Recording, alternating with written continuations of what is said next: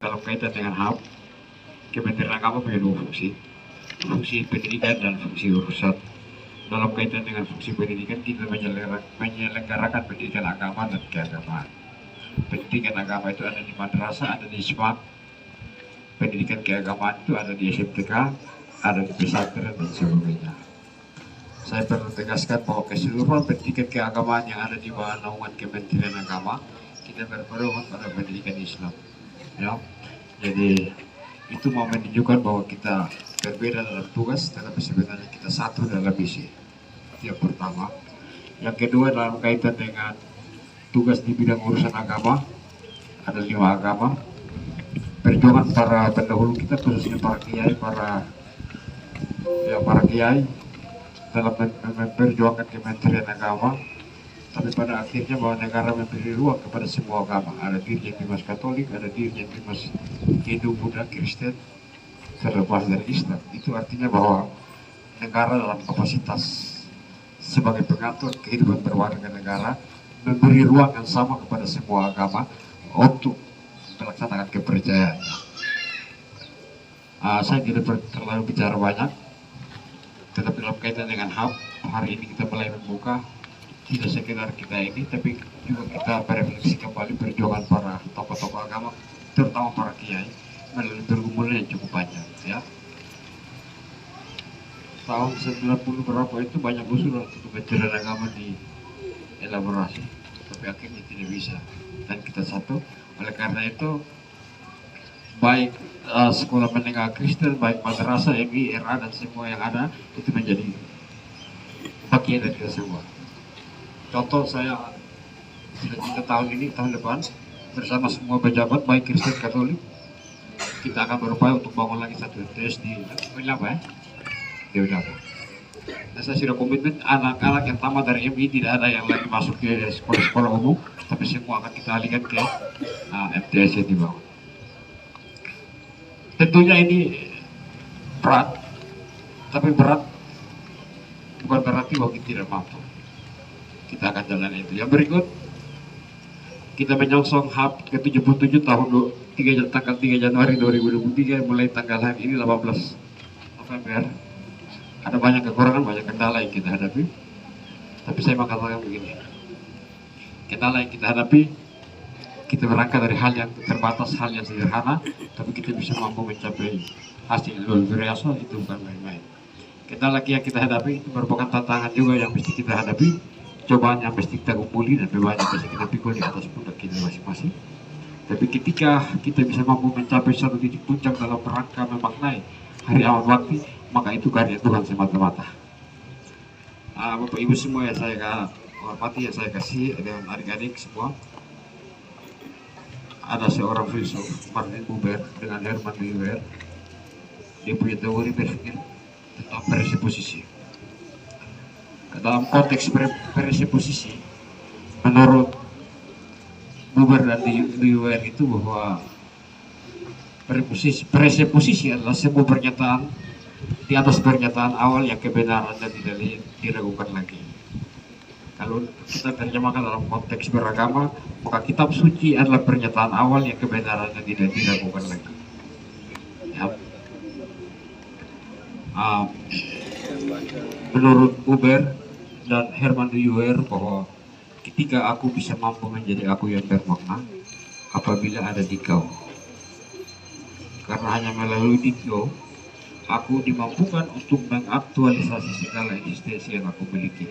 Pertanyaannya, siapa itu aku dan siapa itu dikau? Menurut Buber dan Herman Buber,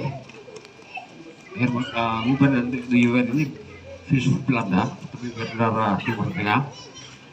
Aku adalah pribadi orang, dikau dialamatkan kepada 3 objek, yaitu Tuhan, sesama, dan lingkungan hidup serta budaya.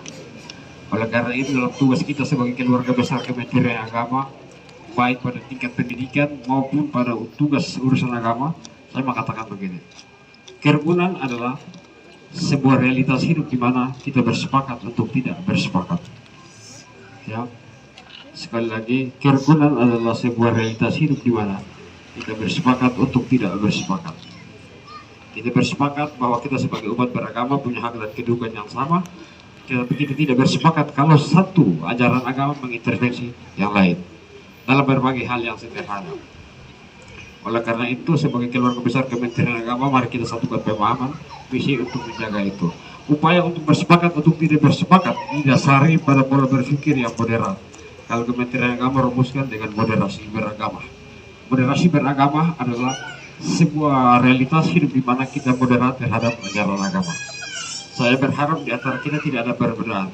Tidak bisa menggali kebenaran Kristen dari perspektif Islam, Katolik, atau Hindu. Tidak bisa menggali kebenaran Islam dari perspektif Islam, Kristen, dan sebagainya. Mari kita jalan bersama-sama, kita mencari kesamaan, kesejarah nilai untuk tetap menjadi ujung tombak kerukunan di masyarakat. Ya. Akan menjadi sebuah realitas hidup yang naif. Kalau orang akademisi, orang bilang sebuah paradigma yang naif, paradigma yang sia-sia. Ketika kita sebagai tulang punggung, kalau bahasa orang ini, kita adalah garam, lalu kita menjadi tawar. Ya. Kalau menurut Martin Buber dan Herman Dewey, itu ada 15 modalitas tertinggi di dunia. Modalitas pertama itu iman, kedua itu etika, ketiga adalah estetika, keempat adalah bahasa, kelima itu adalah hukum, dan sampai ke-15 adalah bilangan. 15 modalitas itu berlaku untuk manusia, 10 modalitas dari 6 sampai 15 itu berlaku untuk makhluk hidup lainnya, dan 10 sampai ke 15 11 sampai 15 berlaku untuk makhluk hidup. Bagaimana kita berperilaku etis? Saya contohkan. Kita ambil modalitas estetika. Ketika seorang berpakaian dengan membiarkan sebagian tubuhnya dilihat oleh orang lain, itu menggambarkan keindahan. Dengan hukum dan hakikat adalah keserasian dan keindahan estetika. Tapi apabila kita antisipasi kepada iman dan etika, tidak dibenarkan. Itu artinya bahwa tidak semua yang indah pada tataran etika dan iman diterima. Oleh karena itu saya berharap kita berperilaku juga, kita mencoba untuk mengantisipasi pada modalitas tertinggi dan menganalogikan kepada modalitas di bawah. Ya. Karena kita kebablasan, kita tidak pernah tahu. Ya. Mari ini kepada semua keluarga besar Kementerian Agama, baik pada tingkat madrasah, SMTK, dan sebagainya, kantor agama ini rumah kita semua. Kita menjadi, kami hadir ya, kita saling membutuhkan, kita punya peran yang berbeda dalam hubungan dengan fungsi juga berbeda. Kita adalah sistem. Tekankan lagi bahwa tidak semua yang indah, tidak semua yang serasi diterima pada tataran iman dan etika, juga pada tataran hukum. Dan itu ketika dianalogi kepada bilangan, maka dia bisa berapa tahun penjara begitu, karena ketika diantisipasi pada hukum, etika, dan iman tidak diterima. Maksud saya adalah bahwa ketika kita berperilaku dalam konteks organisasi dan sebagainya, kita mencoba melihat bahwa menurut kita itu indah dalam konteks estetika, tapi coba kita mengantisipasi kepada etika dan iman apakah diterima atau tidak. Dan ketika kita analogi kepada bilangan, jangan sampai itu berkonsekuensi pada hukum dan sebagainya. Baik, yang kedua, dalam kita berrelasi sebagai keluarga besar Kementerian Agama, saya ingatkan, yang kakak tetap kakak, yang bapak tetap bapak, yang mama tetap mama, dan adik tetap adik. Dan ketika seorang adik membanggakan diri sebagai seorang kakak atau seorang bapak, pasti semua orang tidak terima, apalagi hukum alam. Kalau hukum alam saja sudah terima, Tuhan juga. Ya. Oleh karena itu, menjadi adik tetap menjadi adik, dan jangan paksakan diri sebagai kakak atau bapak, karena ketika orang lain tidak marah, hukum alam akan mendahului itu mengatakan bahwa itu salah. Ya. Sebagai keluarga besar Kementerian Agama, kita bahu-membahu untuk menghadapi situasi. Kita bersyukur roten damai-damai saja, tetapi itu tidak berarti bahwa kedamaian itu akan ini kita juga masih ada. Ya. Ada informasi-informasi yang berkaitan dengan gangguan kerukunan dan tanggung jawab kita bersama. Titik puncak pada hari ini dengan pembukaan.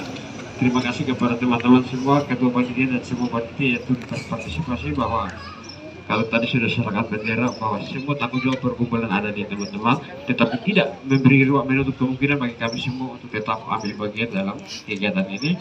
Dan jayalah Kementerian Agama, kita semua bersiap menyongsong Hari Amal Bakti ke-77 tanggal 3 Januari tahun 3. Terima kasih. Assalamualaikum warahmatullahi wabarakatuh.